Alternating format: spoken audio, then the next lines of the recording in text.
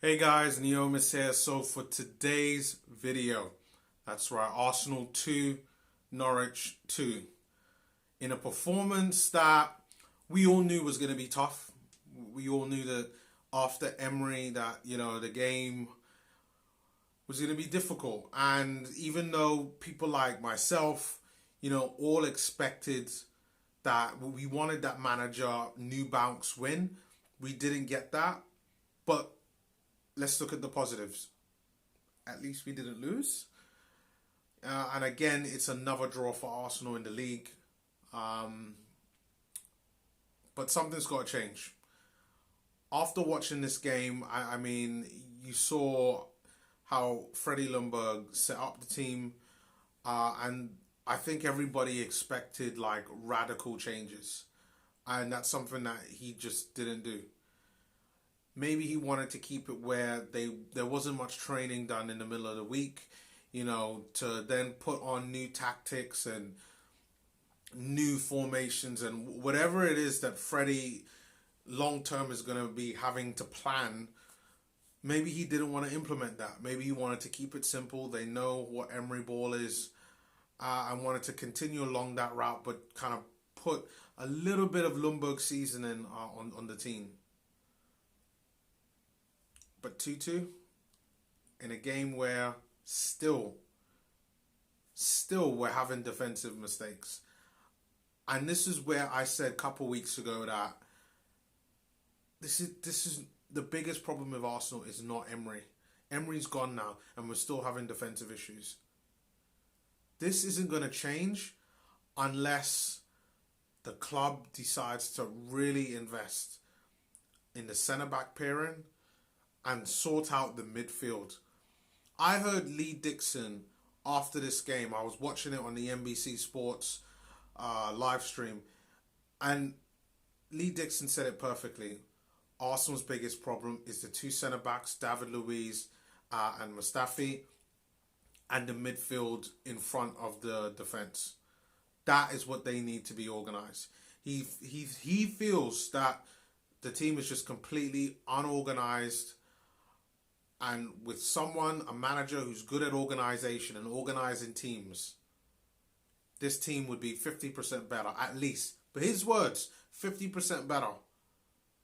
Now, I've put up my video talking about managers, all the different options that we're rumoured for. And now I'm looking at all of those options and I'm thinking, you know what? I don't think any of those are capable of fixing what Arsenal have right now. I do want to add on to what Lee Dixon said, and that I do believe it's a personnel issue with this team. But the second half performance in today's game was shocking. Absolutely shocking. I mean, Norwich literally should have scored another 2 goals. And yes, we had a few little chances. The good things in this game, at least in the first half, we were able to move the ball around a lot more to get the ball in the box. But then you have to ask yourself the question, like, is that because it's Norwich? Or is it because of it's us? That is something I'm not sure of. I think our next game is against Brighton. So let's see how all of that goes. Because right now, I'm looking at this Arsenal side and I'm incredibly worried. Incredibly worried. But let's talk about the good points of the games and the main things. So Norwich hit first with Teemu Pukki, and this kind of goes right back with the defence. You have David Luiz and Mustafi. They're marshalling Pukki. They're marshalling him. They've got him in a great area, but no one's there like willing to say, you know what, I'm going to put in that leg. I'm going to put in that leg in order to make the tackle. No one decides to do that. Pukki manages to get a little bit of space ahead of Mustafi. Takes the shot, deflects off Mustafi and scores the goal. That's how they get their first goal. Really easy. The shot is even outside the box. That's what really kills me.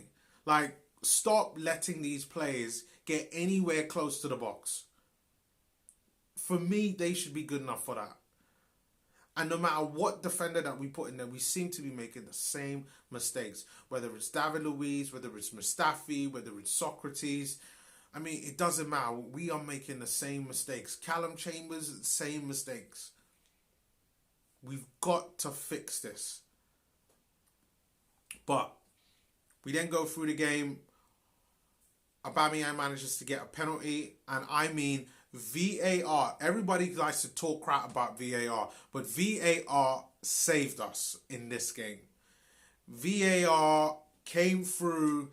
You know, Aubameyang missed the first penalty. Then we saw VAR that it was encroachment and that Max Aarons encroached onto the area after Krul saved the shot. And then he was the one that kicked it away. So he stopped a potential goal scoring opportunity. And the referee decided to replay the penalty. And then this time, Pierre-Emerick Aubameyang decided to put the goal away, and this time put a lot more venom and conviction into that shot. So Arsenal came back 1-1 within the game. But in the first half, just something was the same, but it was a little different. You could see a little bit of change. I thought Mesut Ozil was pretty good in the first half as well within the game. I thought Lacazette was holding up the ball pretty well. But for me, it's all the midfield and the defence that do need the work. And that is where it's critical, absolutely critical, that Arsenal go and really invest and have a definitive plan on how they could fix this. Then, later on in the game, closer to half-time, literally, I think it's 46 minutes. I think his name is Cantwell from Norwich. You know, he's the one who believes he's another Jesse Lingard. You know, after he scores a goal, he's doing his little dancing all over the place. He's another one of them. So he scores the goal, and again, same situation. I mean, with Arsenal, we get back. You know, we've got good positioning. You know, we're marshalling them in the right areas, but no one seems to want to take the responsibility to say, you know what, I'm going to get my foot in there and I'm going to stop you from scoring the goal. None of that. No one does that. No one does that. Guy comes on, scores before half-time, and then now Freddie Ljungberg is going to have a problem where he needs to go and talk to the boys at half-time to G them up for the second half. And then the second half was probably, for me, the worst part of the game. Yes, Tyrant came into place. You know, the good pressing things that we did in the beginning of the game, we obviously weren't able to do that for the full 90 minutes. You could tell that was kind of waning. Guendouzi, you know, I thought he had a decent first half. But again, you know, his strengths and his limitations and the balance of the Arsenal squad contradict one another big time. And I could go in more on that, but I mean, we really need to get our recruitment right and to invest in some players that are physically strong and quick and are able to hold the ball up to help supplement talented players like Guendouzi.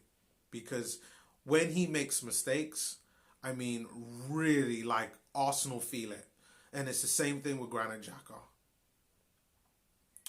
So, half-time, Arsenal 2-1 up. Aubameyang gets his opportunity. It was a cross by Mesut Ozil. Mustafi manages to try to take a shot within the box. Slightly scuffs it, but it kind of gets deflected off the Norwich defender. Lands in the path of Aubameyang, and he scores the goal. Brilliant. 2-2. And you know what? I really thought we were going to kick on from there, but we just never really seemed to do so. And you could tell we were just missing something else. Now, I know everybody's going to be thinking, yeah, but we got Martinelli, we got Pepe. Why didn't Pepe come on the pitch? And, you know what, I was thinking about this. You know, Pepe isn't a winger. He's an inside forward. And because of how we're playing, because of all the forward players that we got, Lacazette, Aubameyang, and then you want to shoehorn Ozil in there, when you've got Pepe who, you know, if he's playing up front, he's going to play up front in a slanted way. He's not going to go down the wings and then cut in, or go down the wings and then try to cross it in. He's always going to go diagonally so that he comes up in the striker position. And I think that in order to get the best out of him, probably probably Ozil is the one that needs to come out of the team in order to be able to have those two on the pitch, have all Pepe on the pitch at the same time. Because I don't believe that you can have them all playing at the same time in the field. It's just their strengths and weakness don't quite correlate with one another. It's just doesn't synergize, and I believe Emery figured that out, but because of the performances, I know everybody wants to blame Emery for everything, but that just isn't the case. And under under Ljungberg so far, we're seeing that. We are really seeing that. So the game ends 2-2. Thoughts on the game? Okay start by Ljungberg. We're going to give him the benefit of the doubt, but we really need to find a successor. We need to be able to find someone that can organize this team. We need to be able to find someone that could just get the better out of the players. Like, I understand we need recruitment as well to get a certain type of profile player to combat some of just the natural weaknesses that Arsenal have had over the years, and more recently as well. The loss of Iwobi and Olivier Giroud, having someone that can't really hold the ball up in midfield, and in midfield particularly, lets us down big time. No real aerial ability as well, I think, hurts us a lot. But, you know, good performances from the game. I thought Torreira was good when he came on, helped saved us a lot against some of the Norwich counter-attacks. I thought that was duly noted, but right now, I can honestly say it's still looking like the same Arsenal that we've seen from the start of the season. Let's see what happens in our next game, because it's, you know, we've got to find a solution. Ljungberg, find a solution. Per Mertesacker, find a solution. It's either fix the midfield or fix the defence. Something has to be fixed. Because if we don't,